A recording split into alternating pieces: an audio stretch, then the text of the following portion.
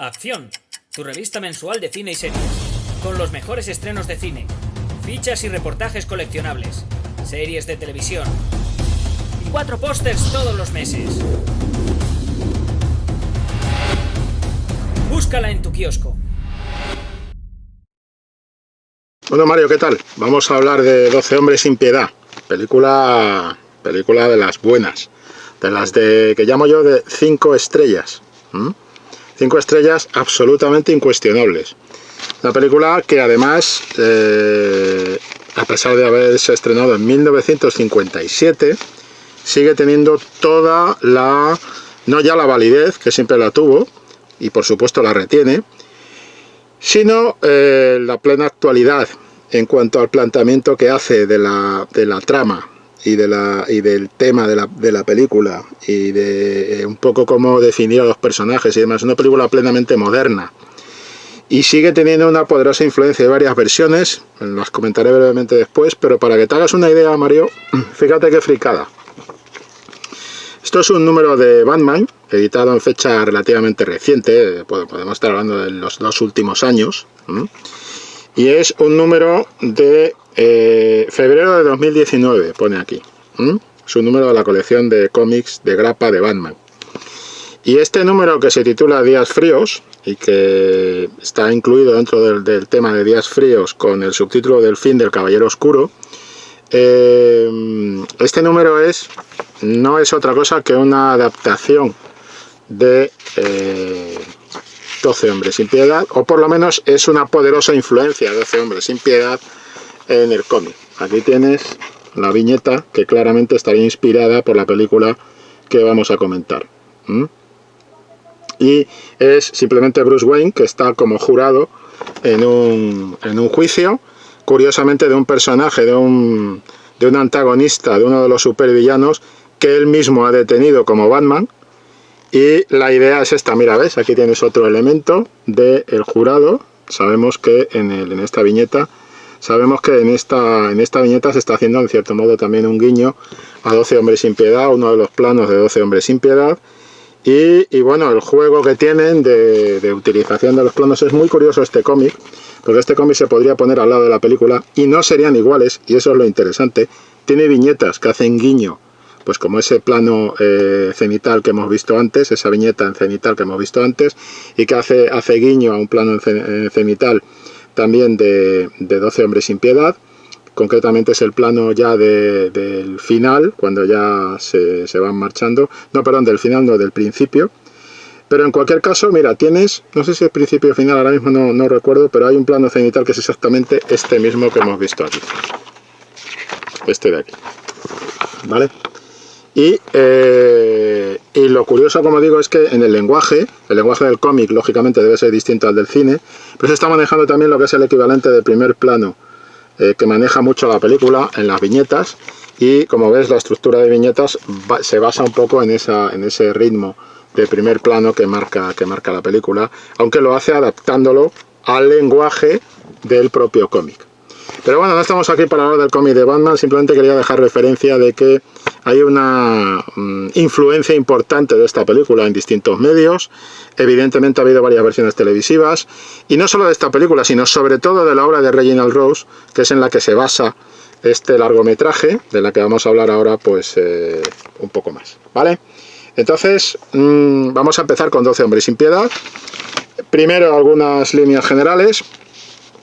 Como digo, película del año 57, película que significa, bueno, la dirige Sidney Lumet. Para mí, si repaso la carrera de Sidney Lumet, tiene muchas obras maestras, y cuando digo obra maestra hablo realmente de obra maestra. Tiene la mejor adaptación de Agatha Christie al cine, para mí, que es Asesinato en el Orient Express. Pero aparte de eso, pues tiene otras muchas películas. Un director formado en televisión. Un director que, por ejemplo, tiene películas de todo tipo, pero por centrarnos en unas, para que veas lo curioso que es este hombre, ha hecho incluso una adaptación de Rashomon, de la película de Akira Kurosawa. Pues el hombre va y se hace una adaptación al cine. curiosamente. O sea, al cine, perdón, a la televisión, en el año 1960, ¿no? Entre otras cosas, ¿no? O sea, que Lumet es un tío interesante. Pero después tiene películas como, por ejemplo, que son esenciales.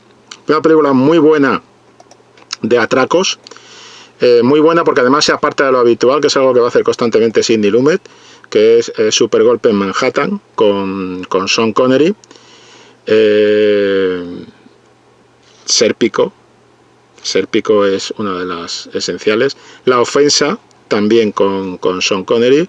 Tarde de perros, Network, Mundo implacable, Ecus, una versión de Ecus, de la obra teatral Ecus, bastante buena. El príncipe de la ciudad es una de sus mejores películas. Trampa de la muerte, Veredicto final. O sea, tiene varias películas que son de las muy buenas y de las esenciales. Yo, a pesar de todo, apostaría por 12 hombres sin piedad como su película más significativa. Su mejor película, bueno, hay que decir que también está arrancando este hombre con 12 hombres sin piedad. Es un hombre que viene a la televisión y es un hombre es un director al que el productor de la película, que es Henry Fonda, que también está como protagonista, busca para que adapte esta obra de teatro de Reginald Rose, que fue escrita para representarla en un programa de teatro en televisión que se titulaba Estudio 1. Nosotros en España teníamos una versión de ese programa, de ese formato, que también se titulaba Estudio 1, y donde también se hicieron dos versiones, una en los años 60 y otra en los años 70, de 12 hombres sin piedad. Cualquiera de las dos son muy buenas. A mí me gusta más la segunda. Generalmente los que de alguna manera han analizado este tipo de materiales también coinciden con eso, que la segunda versión sería la mejor, la de los años 70, la que aparecía entre otros, pues Sancho Gracia, por ejemplo. Y curiosamente, en premios, en lo que serían galardones, 12 hombres sin piedad no consigue los Oscar a los que está nominado, ni tampoco los Globos de Oro. Y es raro, estaba nominado a director, actor, evidentemente Fonda, guión adaptado, no consigue esos premios. Y es porque ese año está compitiendo con El puente sobre el río Kwai. Y El puente sobre el río Kwai se lo lleva todo. O sea, se lleva todos estos. Digamos que se le complica mucho el tema de premio a esta película, que en cualquier otro año se hubiera llevado probablemente todos los premios a los que estaba nominada, pero que concretamente en ese año, en los Oscars que se entregan en 1958, pues va a tener que competir con pesos pesados como, pues eso, Alec Guinness como mejor actor, va a tener que competir con entre otros mejor película también. Es decir, es un año malo para pelear contra gigantes, y esta película va a tener este tipo de premios, donde, como digo, los tres que eran, no era actor, era director, mejor película, mejor director y mejor guión adaptado de otro medio, en este caso para Reginald Rose, porque, como digo, esto era una obra escrita para digamos un episodio de la serie Estudio 1 de 1954, se emitió en septiembre de 1954. Y después se hizo una adaptación de teatro, después de ese episodio, y después se hizo la película. O sea, el proceso un poco es, primero, obra escrita por Reginald Rose para televisión, para este programa de Estudio 1, tiene tanto éxito, es tan buena la obra que la pasan a función teatral, y pasa también después, posteriormente, a esta película que conocemos, y de ahí en adelante ya ha habido un montón de versiones, ¿vale? Ha habido varias versiones, hay una de William Friedkin, por ejemplo, que es más larga, con Jack Lemmon y George C. Scott. Jack Lemmon en el papel de Henry Fonda, del jurado número 8, George C. Scott en el papel del jurado número 3, que hizo Lee Jacob en esta película, y que es un poco protagonista-antagonista, ¿no?, dentro del relato, ¿no?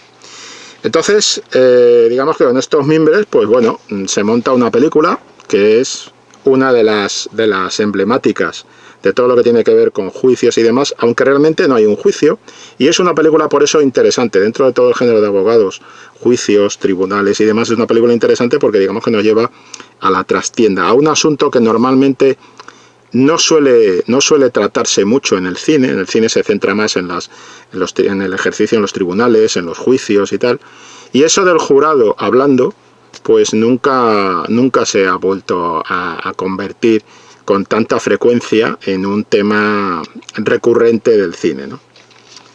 Y menos en estas condiciones, ¿no? Porque era una película relativamente modesta de presupuesto, que transcurre eminentemente en tres interiores, y ahora hablaremos de un poco del desarrollo de la película, pero que bueno, que eminentemente está en esa sala donde están reunidos los jurados, y que además, pues para abaratar todavía más el presupuesto, pues se rodó en condiciones de intentar sacar el máximo partido a cada, digamos, a cada plano, ¿no? Entonces, por ejemplo, es muy curioso que dentro del rodaje de la película se rodaban todos, para mantener la iluminación y ahorrar tiempo y demás, se rodaban todos los planos por un lado, los contraplanos por otros, o sea, estuvieron, digamos, intentando arañar todo lo que podían en cuanto a presupuesto, y bueno, es una película que para ser un interior no es teatral en absoluto. Ese es uno de sus alardes, ¿no? De sus asuntos interesantes. Una película que con tanto interior hubiera corrido el riesgo de ser absolutamente teatralizada, pero que sin embargo lo que hace es algo muy interesante, que deriva también de la personalidad y del oficio anterior, de su desempeño anterior del oficio del director en televisión, en la pequeña pantalla. Lo que hace es trasladar claves de lo que era en cierto modo el lenguaje de la televisión en directo en esa época, y empieza porque Lumet es uno de los directores que se inician carrera en televisión, y que van a trasladar parte de esos estigmas, de algunas claves del lenguaje televisivo, al cine, sacándoles el máximo partido. En este caso, ya digo, no es una película teatralizante, es una película plenamente cinematográfica, con claves plenamente cinematográficas, y que en todo momento del lenguaje, por ejemplo, pues un tema recurrente del que se habla es la distancia, cómo se maneja la distancia entre los personajes en los encuadres, cómo se maneja la distancia entre los personajes según que estén, digamos, más en desacuerdo, más de acuerdo, cómo se van estrechando esas distancias, o por ejemplo la cuestión del trabajo de ángulo de la cámara, cómo se sitúa por debajo de los ojos, a la altura de los ojos o por encima de los ojos, según la fase en la que se está trabajando en ese momento en la narración. Hay que decir que esta película tiene una componente de carácter claustrofóbico y que va encerrando a los personajes cada vez más con ese calor, esa capacidad para transmitirle al espectador el calor que están pasando estos tíos ahí reunidos en esa sala de jurado, y también por el uso de las lentes. O sea, Lumet tenía muy claro que tenía que utilizar tanto el ángulo de la cámara como la posición de los personajes uno junto a otro, o distanciados o más cercanos, como en los planos, contraplanos y demás, como las lentes, para poder generar un juego, una especie de coreografía visual con lo que eran las propias cámaras, que tenía que ser paralela a la propia coreografía de movimiento que hay entre los personajes, porque muchas veces parece que es un ballet, como estos tíos, desde que entran en la sala, cuando entran en la sala de jurado, donde está esa mesa, y ahí creo que es donde está ese plano picado, creo recordar, cuando entran, rápidamente es como si fuera una coreografía, todos van entrando por la puerta, entonces Henry Fonda automáticamente se pone frente a la ventana y de espaldas a todos los demás, y ya está como un poco distanciado de todos los demás, porque es el jurado número 8, es el que va a votar no culpable. O sea, más que inocente, es no culpable. Es importante el matiz, o sea, se vota culpable o no culpable. Y digo que es importante el matiz porque digamos que lo importante de la película, el concepto importante que habría que subrayar muchas veces es la duda razonable. Es decir, ellos en ningún momento están diciendo, y el propio Henry Fonda lo dice al principio, si ese tipo es culpable o no, si ese chaval es culpable o no. Ellos lo que está planteando Henry Fonda es que ese individuo, antes de mandarlo directamente a la muerte, merece que por lo menos le dediquen un tiempo. Y esa es la cuestión de responsabilidad que plantea desde el principio el personaje de Fonda. Como digo, tiene todo este juego de cine pleno, y además por entrar ya un poco en lo que es el desarrollo de la propia película, si te das cuenta, Mario, cuando arranca el largometraje, lo que va a hacer es un largometraje, como digo, sin exteriores prácticamente. El tema del exterior que está mirando ya está arreglado con unos planos y tal. El juego, un efecto visual de los edificios que están mirando enfrente y tal. El asunto es que cuando empieza la película es donde estamos en el exterior de esa sala de tribunales. Tenemos ese plano de la escalera que está asentado, digamos, sobre un interesante juego de la horizontalidad de la propia escalera, pero que tira hacia lo vertical, porque si te das cuenta es un plano en ligero contrapicado, utilizando las escaleras como clave en horizontal, pero en contrapicado, es decir, nos obliga a mirar hacia arriba y tenemos ese movimiento de cámara, que vamos a tener ese movimiento vertical, o sea que se impone la verticalidad en ese plano de apertura, sustentada sobre esas gigantescas columnas que sustentan todo el arco y demás. Y ya cuando entramos en el edificio, después de ese movimiento de cámara, tenemos un movimiento de cámara hacia abajo, vertical hacia abajo, que está también sustentado sobre esas dos columnas, creo que son dos columnas que hay en la puerta ya del interior del edificio, ¿no? Y después, como Lumet, con ese juego de verticalidad tan apabullante para el espectador, ya nos ha metido en el interior, y en el interior va a hacer un juego de movimiento pleno que a mí me ha traído a la memoria, cuando lo he visto, lo que ocurría en el principio de El Último, de Murnau, con esa escena de interior donde se ve como la cámara está en un ascensor, simula que está en el ascensor, baja el ascensor, o sea, no simula, va en el ascensor, baja con el ascensor y hay movimiento pleno, porque la cámara va bajando, va viendo a la gente que se mueve por el hall del hotel, y rápidamente, además, la cámara avanza, pero hay movimiento, no solo es el movimiento de la cámara, sino todo el movimiento que hay alrededor de la cámara. Algo parecido juega Lumet en esta apertura, porque él sabe que se va a meter en el interior, y que evidentemente eso él va buscando esa claustrofobia de los jurados, transmitirla al público. Pero antes de eso nos da este prólogo, con esos movimientos verticales de cámara, y después lo que hace es imponer ese movimiento de la gente que va entrando y saliendo del jurado. La cámara va en movimiento, va siguiendo a la gente que entra en un sitio y tal, y busca una cotidianeidad, una especie de normalidad, de trasiego habitual de gente en lo que es una sala de tribunales, ¿no?, donde se celebran juicios y tal. Y como vemos, pues un tipo que espera un ascensor y entra en el ascensor, y la cámara va siguiendo a ese tipo hasta que llega a la puerta del ascensor, después se aparta de él y va siguiendo a uno que sale de ese mismo ascensor, y con ese movimiento de cámara que además es un plano secuencia breve, pero que nos va a conducir desde ese ascensor hasta pasar por delante de una familia que está celebrando que uno de los miembros de esa familia claramente ha salido inocente de un tribunal y ha salido liberado y está allí con lo que supongo que es la madre o algo así. En fin, te da esa sensación de felicidad y tal, y con ese plano secuencia, ese movimiento de cámara, te lleva hasta la puerta del jurado del tribunal, donde se va a hablar de este caso que es el central de la película, ¿no? Y con ese juego de llevarnos hasta el caso central de la película, lo que hace Lumet es digamos, hacer que haya un tiempo para que el espectador se centre en esa puerta, y después pasa a un plano que va a tener después un plano de eco posteriormente.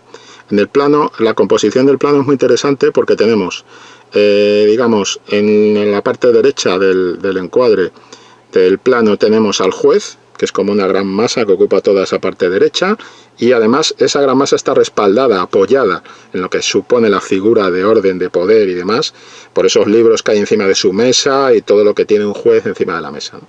Y al fondo del plano estamos viendo, digamos, todo lo que es el jurado, los 12 hombres sin piedad del título, ¿no? es decir, el jurado, donde es curioso, ¿no? Pero si te fijas, se forma una especie de triángulo de mirada de interés del público. El reparto está muy bien conjuntado, todos tienen su momento de protagonismo, esta obra está construida así, pero es evidente que hay dos personajes que destacan, que son protagonista-antagonista. El jurado número 8 es Henry Fonda, el jurado número 3 es Lee J. Cobb. Bien, pues se forma una especie de triángulo entre el juez, triángulo de mirada del espectador, entre el juez. Si lanzas una línea, tiras una línea desde el juez hasta Henry Fonda, de Henry Fonda a Lee J. Cobb, del protagonista al antagonista, y del antagonista nuevamente al juez. Se forma una especie de triángulo que casi resume, junto con lo que va a decir el juez, que es muy claro lo que dice el juez. Digamos que hay un resumen de todos los elementos claves. El discurso del juez en ese momento, con ese plano tan bien construido, está hablando de que ellos tienen que definir entre la verdad y lo falso. Lo primero que dice es que están en juego dos vidas, la vida del muerto, de la víctima, del padre del chico, y la vida del propio chico, que se dice que lo ha matado, que es el acusado de haber matado a su padre de una cuchillada, un navajazo. Y después está hablando de que ellos tienen que distinguir, tienen que decidir qué es lo verdadero y lo falso, y está estableciendo el principio de duda razonable, porque van a mandar a un tío a la muerte si votan culpable, y si votan no culpable, y no necesariamente inocente, no culpable, no va a ir a la pena de muerte. Les avisa de que es una pena de muerte lo que van a votar, que el juez no va a emitir ningún tipo de clemencia o de digamos petición de clemencia, sino que irá directamente, por el tipo de delito que es, irá directamente a morir. Y el tema de la conciencia tranquila, habla el juez, y unanimidad. O sea, en su diálogo el juez ya ha establecido lo que son los mimbres básicos de todo el conflicto que se va a dar dentro de la sala del jurado. Esa especie de pugna que hay entre los jurados, ¿no? Y vamos a tener un poco ese juego, ¿no? De separar lo real de lo falso, que dice el juez. Y después tenemos con ese plano, cuando finalmente el jurado se levanta y se va a discutir ese veredicto, digamos, esa culpable o no culpable, los personajes algunos personajes del jurado se van volviendo. Henry Fonda no, Henry Fonda siempre tiene la vista hacia adelante, va a lo suyo cuando salen por la puerta, pero Lee J. Cobb se vuelve. Y digo esto porque tenemos un plano que es casi un plano espejo del anterior, donde vuelve a construir Sidney Lumet el plano, poniendo en segundo término al jurado, a los miembros del jurado, que en este caso están saliendo ya por la puerta, y poniendo al chico en la posición a la izquierda del plano, digamos como una figura más cercana a la cámara, en la izquierda del plano, y todos los jurados en el fondo de la imagen, ¿no? Y se produce un movimiento de cabeza, de mirada, una dirección de mirada de Lee J. Cobb, que sería, como digo, el antagonista del relato, mirando al chico. Y esto nos conduce al siguiente plano, porque creo que la presentación de la película es genial y es toda una lección de cine, por esto que digo del diálogo del juez, por establecer la posición, por el dinamismo de esa entrada en la sala del tribunal, por todo ese juego, digamos, del plano secuencia, y como ese movimiento constante, esa verticalidad del arranque, después con el tema del movimiento interior de cámara y tal. Pero sobre todo porque sirve para contar, para establecer al espectador dentro de la historia, pero dentro de una dinámica de cotidianeidad dentro de lo anormal, normalidad dentro de lo anormal. Porque para cualquier persona ser elegida como jurado de un caso que puede traducirse, un caso de asesinato que puede traducirse en pena de muerte para el culpable, eso es completamente anormal. Eso influye, rompe, digamos, puede afectar a la vida de cualquiera, por supuesto del que está acusado, eso es evidente, pero no vamos por ahí, porque el protagonista no es el acusado. El acusado es el móvil para que conozcamos cómo afecta esta situación completamente anormal a la vida de estos jurados, de estos miembros del jurado. Y por eso es importante ese juego de normalidad y anormalidad, de ese equilibrio que maneja Lumet en el arranque de la película, ¿no? Como digo, tenemos este plano casi de espejo del juez con el chico, y después vamos al primer plano del chico, la mirada del chico, se ve que es un chico muy joven, 18 años dicen, muy joven, y con una mirada donde no te dicen si es culpable o inocente, pero sí que es cierto que te dejan bien claro que es un ser humano, que es un ser humano en una situación límite, en una situación donde se arriesga a perder la vida siendo condenado a muerte.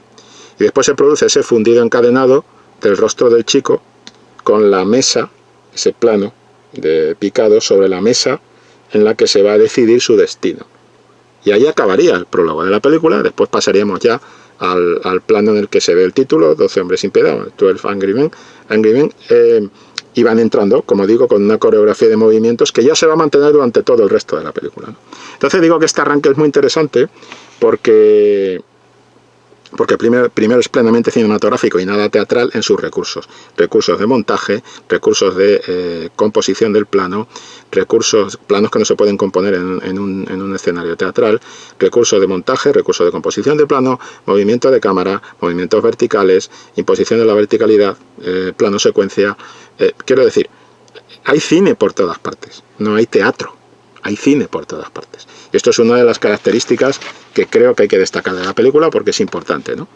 Y después porque es una lección de cine en sí misma. Es una lección de cine en el tipo de planos que se elige, cómo domina el primer plano en un momento determinado, los planos se van cerrando cada vez más, a medida que ellos se van viendo cada vez más atrapados, y cómo todo esto de lo que estoy hablando, de esa claustrofobia que se genera a nivel visual con el tipo de plano que se elige, el tipo de ángulo de cámara y también, digamos, la forma en la que utiliza todo el tema del lente de la cámara el director, al final desemboca en un plano final donde se les ve salir a todos del edificio por esas escaleras que nos han mostrado al principio, pero ya desde otro punto de vista, y se les ve salir y es como una liberación, es como si ha llovido, ha habido una tormenta y casi puedes oler esa especie de euforia que te produce el ozono. Es decir, casi puedes oler el después de la tormenta y la calle, el asfalto, la calle mojada. Esa especie de liberación cuando cada uno sale por un lado y se van. Curiosamente, cuando salgan todos, bueno, va a haber spoilers. Lo he avisado un poco tarde, pero no importa. Es decir, no he dicho nada que desvele nada de la película, pero sí que estamos haciendo una crítica con spoilers y lo quiero aclarar ahora por si eso. Cuando salen todos al final, todos los personajes se van quedando para un lado, pero el personaje de Lee J. está bajando. Curiosamente todos salen, pero el personaje de Lee J. que es el que más ha evolucionado y ha cambiado durante el relato, ese antagonista, ese jurado número 3, está bajando entre los dos carriles. ¿Qué pueda simbolizar esto en el desenlace? Pues a ver, el personaje de Lee J. es un hombre intransigente, que desde el principio se atiene a la idea de que ese chico es culpable, que no pone ninguna pega a ninguno de los argumentos del fiscal y que después los va a defender incluso brutalmente, con una manera agresiva de comportarse con sus compañeros de jurado. Casi hace bullying a alguno de ellos. Es un tipo que avasalla y es un tipo intransigente, es un tipo violento, es un tipo intolerante. Hay otro intolerante en la mesa, que es el hombre este que tiene el catarro y tal, y ese va a ser castigado también, ¿no? Porque hay un momento, una secuencia muy buena, para mí muy definitoria, que es cuando el propio Lee J.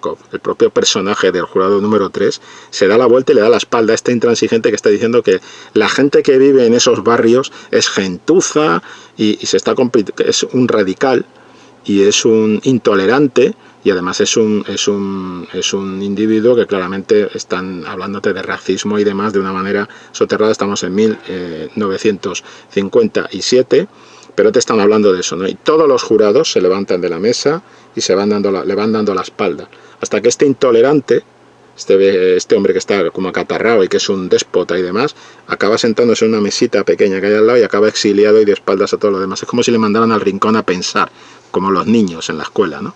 Cuando se ponen brutotes. Pues incluso el propio Lee J. Cobb, que defiende la teoría, o sea, digamos, la decisión de culpabilidad del chico, incluso ese se dará la vuelta y se pondrá a mirar por la ventana, porque ni siquiera ese tolera esa intolerancia del otro, ¿no? Pero digamos que al final se revela qué pasa con este personaje de Lee J. Cobb, qué le está pasando a este hombre. Y todo tiene que ver con el hijo. Se revela al final, pero se intuye al principio, cuando le pregunta al personaje del jurado número 8, a Henry Fonda, ¿usted tiene hijos? Y Henry Fonda le contesta, tengo 3. Entonces él saca la foto de su hijo y dice, este es mi chico, tan orgulloso de él, pero evidentemente ofuscado porque dice que después, según va hablando, mirando la foto, revela que su chico salió huyendo de una pelea, y él amenazó, le dijo que le iba a convertir en un hombre y tal. Ese discurso, ese diálogo está evidenciando ese lastre, ese problema, ese conflicto que tiene el personaje, ¿no? Y después sigue hablando y llega a decir que se peleó con su hijo cuando su hijo tenía 15 años y tal, y que se pelearon y que le dio un puñetazo el chico a él. Y finalmente dice, y llevo, no sé, creo que son, no sé si dice 2 años así sin verle.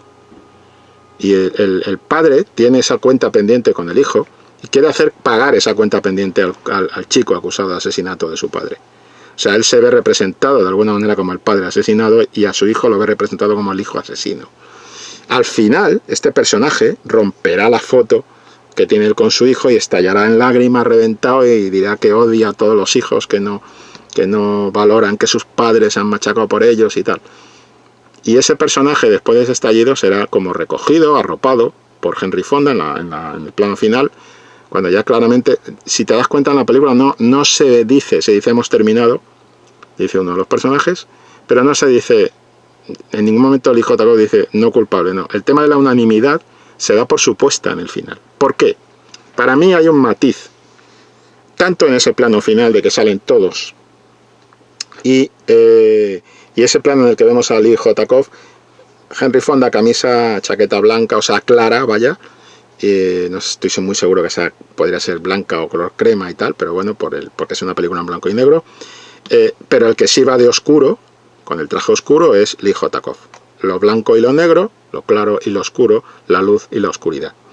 Y al final, este personaje de Lee J. Cobb, después de haber roto la foto y tal, y haberse quedado solo frente a todos los demás en su veredicto de culpable, cuando revela que realmente él no cree que sea culpable, y él mismo se reconoce a sí mismo, de alguna manera, eso se da por supuesto, se da por sobreentendido, que él finalmente reconoce que tiene un prejuicio contra ese chico por lo que le pasó a él con su hijo.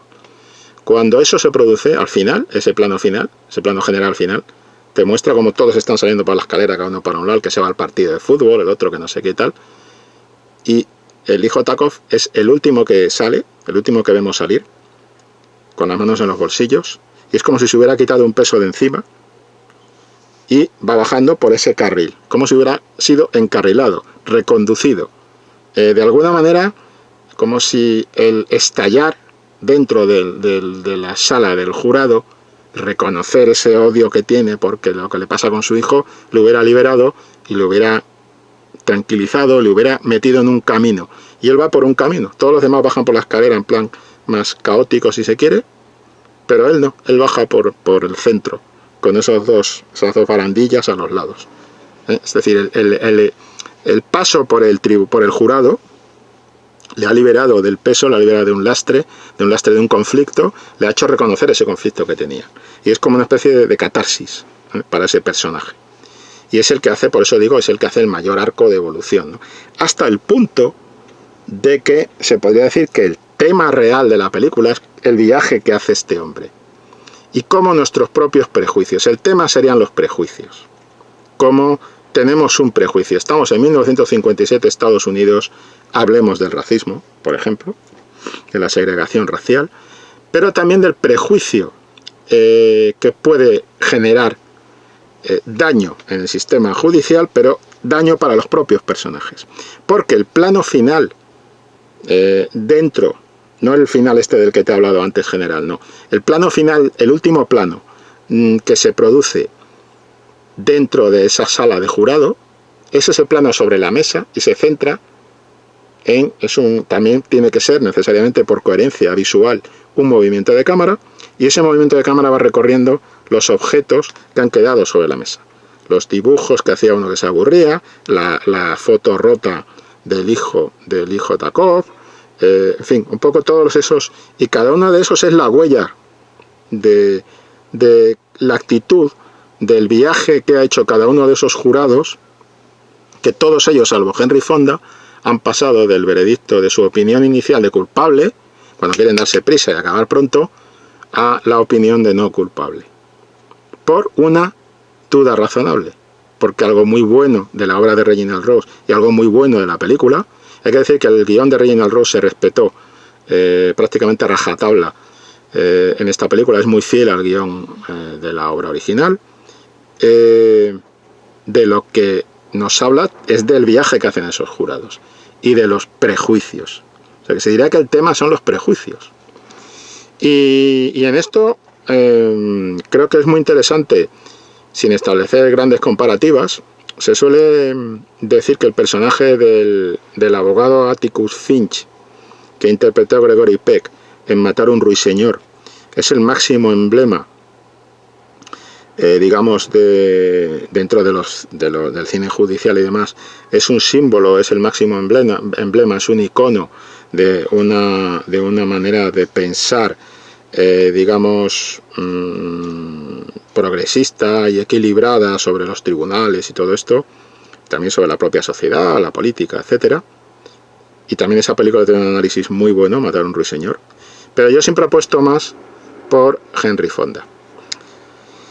Y apuesto más por Henry Fonda porque he dicho racismo, pero también hay que pensar que en el 57 estamos en Estados Unidos también todavía cerca, ya ha pasado, pero todavía cerca de lo que es la caza de brujas, más o menos, del tema de la caza de brujas de McCarthy, que es una situación en la que se produjo una tensión con las delaciones, los compañeros de la tanda, compañeros y demás, se produjo una tensión social al máximo. Y también en lo referido a la democracia y los derechos individuales, ¿no? La Constitución, etcétera. Por eso esta película tiene tanto trasfondo social y político detrás. Pero yo siempre digo que me inclino más, me resulta más interesante, no más interesante, sí, más interesante, el personaje de Henry Fonda, el jurado número 8, en 12 hombres sin piedad, si lo pongo en comparativa con el personaje de Atticus Finch, de Gregory Peck, en Matar a un ruiseñor. Siempre me quedo con Henry Fonda. ¿Por qué? Pues porque Henry Fonda no forma parte del sistema judicial. Es un señor que podríamos ser cualquiera de nosotros. Es un arquitecto, cierto. Pero él mantiene un duelo intelectual con los demás por una cuestión moral. Él no dice que el chico sea inocente. Simplemente dice que tiene dudas suficientes, el principio de duda razonable, tiene dudas suficientes como para no mandarlo a la muerte. Y ese es un principio básico. Y cuando hablamos de eso, rápidamente entramos en el tema de los prejuicios que tienen todos y cada uno de los personajes, de los jurados. Algunos tienen un prejuicio a favor, pero que tapan. Este jurado tímido, este jurado que casi no habla, que es el jurado número el 3, el hijo Takov, después está el inversor el hombre de las gafas, que es un poco el que le mantiene más duelo intelectual a Henry Fonda durante toda la película, porque esto está muy bien establecido, ¿no? Lo vamos a ver ahora brevemente. Pero el caso del jurado número es el hijo Takov, es el 3, el 4 sería este hombre de las gafas, el inversor, el quinto es el jurado del que yo hablo, este hombre como tímido, que habla poco, que pasa de la primera ronda de explicaciones, de intentar convencer a Henry Fonda de por qué cree que es culpable el chico, y que después saltará y se mostrará un poco como herido porque él se ha criado en barrios bajos. Y será el que plantee cómo realmente se utiliza una navaja, porque él se ha pasado la vida, siendo joven, viendo cómo se utilizan las navajas en peleas de navajas, y la maneja perfectamente y tal. Él también ha llevado navajas. Y entonces, este personaje también tiene un prejuicio a favor de este chico es de barrio bajo, yo soy de barrio bajo, yo he salido del barrio, digamos, más bajo, pero ahora estoy en un jurado y no quiero que mi antecedente en estos barrios me pueda dejar marcado y tal. Es un tío inicialmente tímido, pero que finalmente va a ir, como todos los jurados, todos los personajes, creciendo a lo largo del relato para imponerse en algún momento del mismo, y eso está relacionado con el cambio de veredicto de culpable a no culpable, ¿no? Entonces, como digo, todos los personajes hacen un viaje, pero el que hace el viaje más completo es Lee J. Cobb. Es el que elabora. Después hay detalles curiosos. Uno, por ir terminando. Primero, cuando Henry Fonda está solo al principio y es el único que levanta la mano, como en el veredicto de no culpable, es un poco el aguafiestas, el pinchaglobos, todos se quieren pirar de allí y tal. Pero digamos que hay un juego muy bueno de presentación, a la hora de construir el guión, de presentación de antagonistas. Inicialmente él está, no en contra de todos, pero todos sí que están contra él. Porque todos le ven como un aguafiestas, que lo que quieren es mantenerlos allí cuando lo tienen todo muy claro. Votemos culpable y que maten a este chaval y hasta luego, no es cosa nuestra. Yo me voy al partido, yo me voy a mi negocio, yo me voy a mi garaje. Pero no es eso. Todos, en principio, no es que estén contra él, simplemente no se están tomando el tiempo que deberían de responsabilidad, porque la película también habla de responsabilidad. El cine americano de los 50 habla mucho de estos temas. Son temas recurrentes en el cine americano de los 50 y por eso el cine americano de los 50 es tan interesante cuando aborda estos temas sociales, políticos, etc. Y hay un gran tema en toda esa década que es la responsabilidad y que está vinculado a este tema de la caza de brujas y está vinculado a una sociedad que ha salido de la Segunda Guerra Mundial convirtiéndose en policía del mundo, convertida en policía del mundo, Estados Unidos después de la Segunda Guerra Mundial, uno de los poderes de la geopolítica internacional. Y esa responsabilidad va a ser ese tema recurrente, ¿no?, dentro de las películas de carácter más social del cine, ¿no? Entonces, al principio tenemos un oponente, un antagonista, que son los antagonistas, por llamarlos así, de corte más secundario. Los antagonistas que no son el antagonista principal. El antagonista principal es Lee J. Cobb, el jurado número 3. Pero hay un antagonista, que es este del sombrero y tal, que va vestido, que se va al partido de fútbol, que es un tío, pues bueno, que en cierto modo también avasalla un poco, es un vendedor y está acostumbrado por sus oficios, los oficios marcan a cada personaje, pero está acostumbrado un poco a avasallar, ¿no?, a vender el producto de una manera, igual que hay otro de publicidad, que tiene otro concepto y tal. Y este es el primer personaje que de alguna manera choca mucho con él, ¿no? Después tenemos otro personaje, otro antagonista, que sería el segundo muro que tiene que derribar Henry Fonda, que es el muro de este señor ya más mayor, este que está acatarrado, que está todo el rato con el pañuelo y tal, y que los avasalla a todos, los insulta a todos los pone como gentuza, y habla mucho de la gentuza de estos barrios, que están todo el día borrachos. Es un tío intransigente, intolerante y absolutamente repulsivo. Ese sería el segundo muro que tiene que derribar el héroe, en este caso Henry Fonda. El tercer muro que tiene que derribar es el muro intelectual. Es el que no actúa con ningún prejuicio y que simplemente quiere guiarse por la lógica, como él. El muro este es el hombre de las gafas, es el inversor, y tiene un nivel, se presupone, tiene un nivel cultural más en la misma línea del que tiene el arquitecto, el jurado número 8. Y es con el que tiene un pulso, una pugna, mucho más, que se resuelve con el tema de las gafas. Y finalmente, al que consigue, de alguna manera, derribar ese último muro por derribar, es el personaje de Lee J. Cobb, pero que en realidad lo que hace es derribar el muro que atrapa a Lee J. Cobb, libera a Lee J. Cobb de ese peso que él está arrastrando al jurado número 3 con lo del hijo y tal, ¿no? Y hay que decir que este camino que inicia, cuando empieza a cambiar un poco el tema de 11 veredictos de culpable y un solo veredicto de no culpable, para empezar a conseguir que otros jurados empiecen a plantearse esa duda razonable, es con el tema de la navaja. Tema físico, hay un plano muy bueno que son las dos navajas. Cuando él saca la navaja y dice, ¿cómo que no hay navajas? ¿Cómo que esta navaja es excepcional y que no se puede conseguir otra navaja igual? Plaf, yo he conseguido esta clavadita la he conseguido el otro día yéndome a comprarla en el barrio del Chico. ¿Me explico? Y alguien le dirá, pues sabe que es ilegal. Y dice, sí sé que es ilegal, pero ese es el principio de moralidad. Es ilegal, pero era necesario para llegar a un bien mayor. ¿El bien mayor cuál es? Tomarse el tiempo responsable antes de mandar a alguien por irresponsabilidad a morir. Y ya digo, muy hábil Reginald Rose en su obra de no decir nunca si es culpable o inocente el chico. Y de que eso lo subraye Henry Fonda nada más empezar la película. Yo no digo que sea inocente. Yo no sé si es culpable. Ese es el problema. El problema no es que yo crea que es inocente. El problema es que no estoy seguro de que sea culpable. Duda razonable, y no estando seguro no puedo. Prejuicio.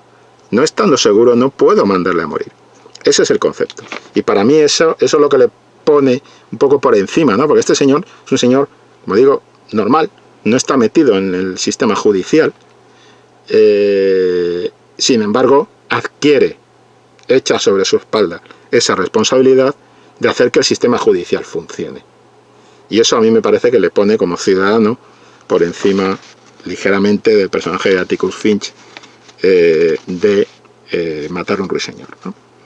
Y bueno, en general yo creo que he hecho un repaso de lo que me parecen los temas pues más que podemos mirar, más destacables. Los planos, evidentemente, cosas muy obvias que tú lo sabes de sobra, Mario. Los planos que dejan solos a los personajes. Cada vez que un personaje es puesto en cuestión, cada vez que un personaje sufre bullying de otro, cada vez que un personaje, el propio presidente del jurado, que es un señor que lo único que quiere es hacer las cosas de manera organizada y ordenada. Y de repente el tipo intransigente el acatarrao, prácticamente lo barre y lo pone de niño, le llama niño y tal. Entonces otro se acerca y tal. Después de ese enfrentamiento vamos a verle que queda solo. Como otros muchos personajes que van quedando solos en el plano, en la película. Los primeros planos que se van cerrando cada vez más. Detalles muy curiosos como el primer plano que le mete al final, en ese duelo final, por decirlo así, a Henry Fonda es más abierto, tiene más espacio que el plano que es todavía más cerrado en el caso de Lee J. Cobb. Pequeños detalles, pequeños matices, en una película muy cuidada en montaje, muy cuidada en luz, muy cuidada en el tipo de lente que utiliza la cámara en cada momento, muy cuidada en el espacio. El momento en que Lee J. Cobb le dice voy a matarlo y pierde todos los papeles, le sujetan y tal. En ese momento vemos como él se queda solo en un espacio del plano, a la izquierda del plano, y Henry Fonda está rodeado de todos los demás. O sea, hay cosas, o cuando este señor intransigente queda completamente aislado, porque incluso el propio principal antagonista, jurado número 3, el viaje que hace es que él no es un intransigente como el otro individuo. El otro individuo es muy peligroso. El otro individuo vota lo radical en cualquier momento. El otro individuo es un tipo intransigente, xenófobo, racista y todos los istas que se puedan ocurrir. Un intolerante, un tipo repulsivo al cual se le da la espalda. El propio Lee J. Cobb le da la espalda. ¿Por qué? Porque el viaje que está haciendo Lee J. Cobb es otro viaje distinto. Él tiene un lastre, él tiene un prejuicio, todos tienen sus prejuicios, pero él tiene un prejuicio por lo del hijo. Y él está dispuesto a que ese otro chico muera por un problema que tiene el personal. O sea que ojo con lo de la intransigencia, ojo con lo de los prejuicios. El prejuicio que tiene Lee J. Cobb, en el fondo, siendo terrible, acaba siendo de alguna manera solucionado. El prejuicio que tiene el otro individuo, el del catarro, es imposible probablemente de solucionar. Se puede poner en evidencia socialmente, pero no va a cambiar. Nunca le va a escuchar. Ese es un poco el tema, ¿no? Entonces por eso el que hace el viaje más completo y termina es el personaje del hijo. Bueno, lo dejamos aquí. Y ha sido un placer hacer esta videocrítica, Mario, sobre una de las grandes películas de la historia del cine. Una película que además nunca te cansas de ver. Como digo, hay varias versiones. A mí me gusta mucho la televisión española, la segunda, la de los 70, ya lo dije. La de William Friedkin creo que le sobra metraje de manera innecesaria, aunque tiene muy buen reparto y no deja de ser todo un anzuelo ver cómo se mide el jurado número 8, en este caso Jack Lemmon, también más maduro que Fonda en el momento en que hizo la película, con George C. Scott. pero que también es otro buen antagonista como jurado número 3. Pero bueno, así en general yo creo que hemos abordado todo lo general de la película. Gracias por pedir la videocrítica, Mario. Y nada, si os ha gustado le dais a like, os suscribís al canal de Acción, de la revista Acción, y os recuerdo que la revista Acción es una revista en papel que podéis encontrar en el kiosco con con coleccionables, con pósters, pero también con noticias, artículos y análisis, un poco como los que hemos hecho aquí, pero escritos y en algunos casos pues profundizando más en algunos planos concretos y demás, reportajes, entrevistas, noticias, artículos, etcétera. ¿De acuerdo? Echarle un vistazo que merece la pena. Y además está bien darse un paseíto hasta el kiosco y mirar un poco de lo que hay por ahí. ¿De acuerdo? Venga, nos vemos. Hasta luego. Acción, tu revista mensual de cine y series, con los mejores estrenos de cine, fichas y reportajes coleccionables, series de televisión y 4 pósters todos los meses. Búscala en tu kiosco.